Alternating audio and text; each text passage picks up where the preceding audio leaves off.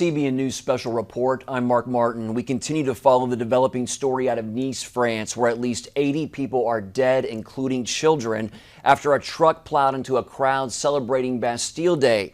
Now, that's France's version of the 4th of July. The truck driver died in a confrontation with French police. Investigators reportedly found weapons and explosives in the truck, and they're trying to determine if the man acted alone. In an address to his nation, French President Francois Hollande said France is, quote, under the threat of Islamic terrorism. No group has yet to claim responsibility, but U.S. counterterrorism officials confirmed that ISIS social media sites are celebrating the attack. Earlier by Skype, we spoke with European correspondent Dale Hurd, who has often reported from France. Thank you for having me. By the way, I've been on that stretch in Nice. It's one of the most beautiful stretches in the world. It's a terrible tragedy. It sure is. And Dale, you predicted more attacks this week in your blog, Hurd on the Web. Why is that? Because they can do it. Because there are a lot of radicals in Europe, because they have a lot of weapons, and they have a lot of grievances, and they're very religious, and Mohammed did this, and they want to follow their founder. Does this make it imperative that ISIS is destroyed once and for all? That's an interesting question. I actually heard that debated on a conservative news channel tonight, and the so-called experts insisted that if NATO would invade the Middle East and crush ISIS, that's what would rectify all of this. And that only shows how little they know. If ISIS was crushed, that would only be another grievance for the terrorists to use to attack again. If they couldn't get their weapons from ISIS, they would get them from organized crime. I've been following this since 9/11 in Europe, and I can remember in 2002, a Frenchman telling me, do you know they have rocket launchers in the suburbs, these Muslims? I mean, and they tried to run a jet into the Eiffel Tower before 9/11. And their grievance then was Algeria. So they will invent a grievance if ISIS didn't even exist. Well, what is it going to take to stop ISIS? I said in my blog that I think ultimately Europe is going to have to choose between safety and abridging the rights of Muslims in Europe. And Europe is going to recognize that Islam is not just a religion. It may be more of a political system than a religion. And that will be the pretext they'll have to use to outlaw certain forms of religious speech in Islam that are incompatible with democracy and human rights. Do France and other Western nations, do they have the nerve to do what it takes? Well, that's a good question. They haven't so far, and I said after Bataclan that more would have to die. Now more have died. When will we reach the tipping point? When enough have died and the West will do what it has to do to make their societies safe for people?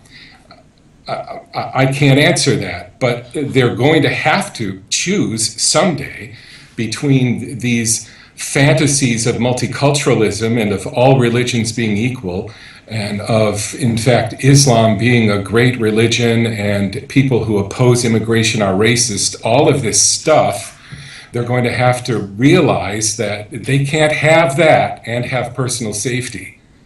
U.S. President Barack Obama called this a horrific terrorist attack. Should the U.S. and other nations be concerned, Dale? Yeah, they should, especially folks in Texas, that we know that people from the Middle East, bad actors, have been crossing the Rio Grande into the southern United States. Yeah, the U.S. should be concerned. This is coming to us, and we have some of the same wrong attitudes about terrorism that the Europeans have. Dale, anything else that you want to say about what happened in France or about ISIS or about anything? I'm just waiting for the people of Europe to say they have had enough. This is going to boost Marine Le Pen, the right-wing candidate who would like to be the president of France. Right now, she hadn't had a realistic chance of becoming president, but as more of these attacks happen, It's going to boost her popularity, and Le Pen could be the next president of France if the killing doesn't stop. I also spoke by phone with terrorism analyst Eric Stakelbeck of Christians United for Israel. Here's that interview.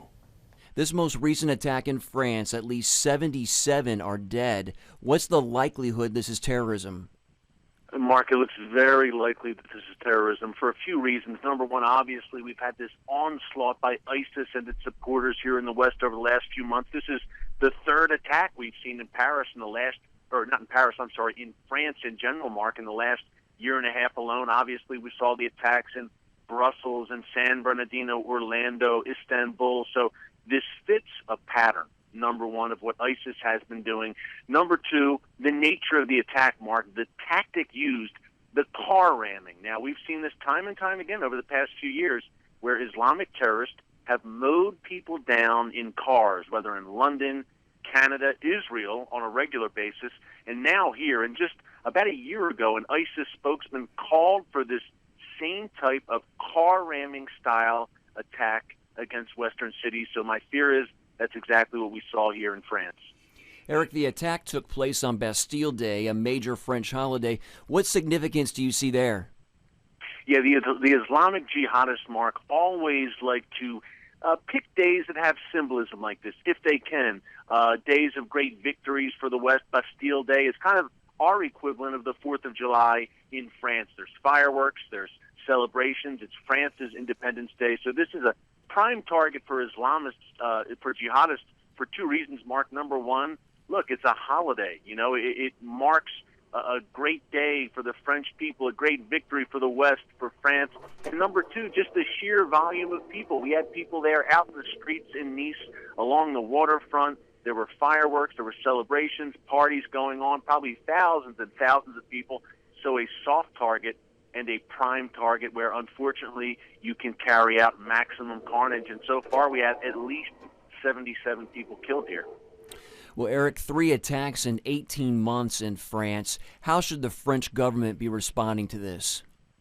You know, Mark, you would like to see them respond with fortitude and with strength, with a strong response.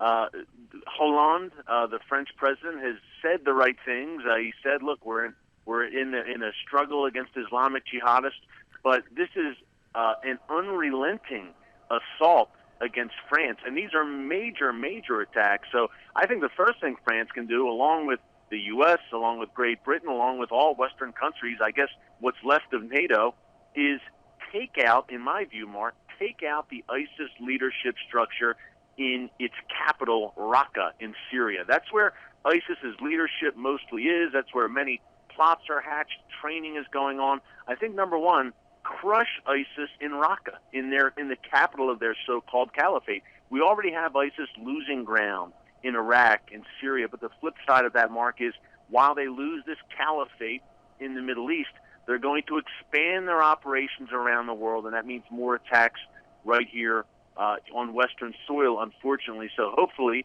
the leader in France and all Western leaders step up and show some unity here and stamp this threat out once and for all. Now, how do we defend against lone wolf attacks? It's very hard, Mark. You know, look, number one, I feel like the FBI has been hampered a lot under the Obama administration from doing the kind of investigations they want to do and asking the kind of questions they should ask. There's really a climate of political correctness, at least here in the United States, where are mosques being surveilled today? That's an open question under the Obama administration. Number one, we need some really forthright, from our leaders, some really forthright, honest acknowledgments of what we are up against. We are up against not just terrorism. Terrorism is only a tactic.